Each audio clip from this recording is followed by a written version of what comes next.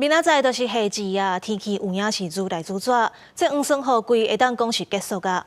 根据气象署的统计，今年黄霜雨季到达落雨敢若落20天，若这累积的雨量嘛是历来第8少的。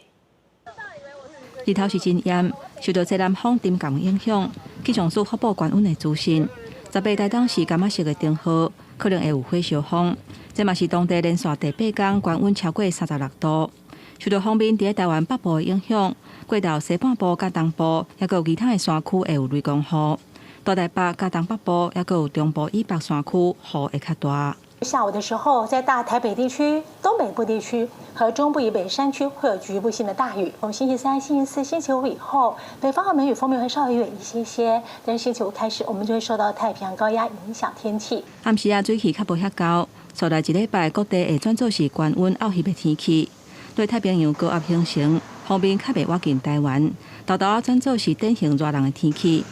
根据气象署的统计，今年5月进入梦境雨季以来，11个观测站累积的雨量是231.4毫米，是6年来平均大概6成。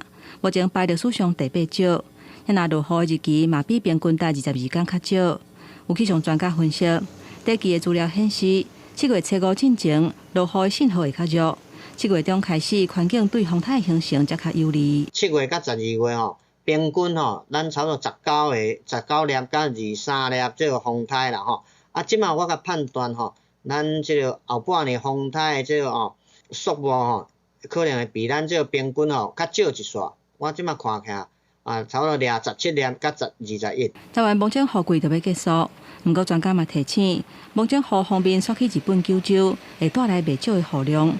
若有计划要出国的民众，都要注意上新天气的资讯。记者综合报道。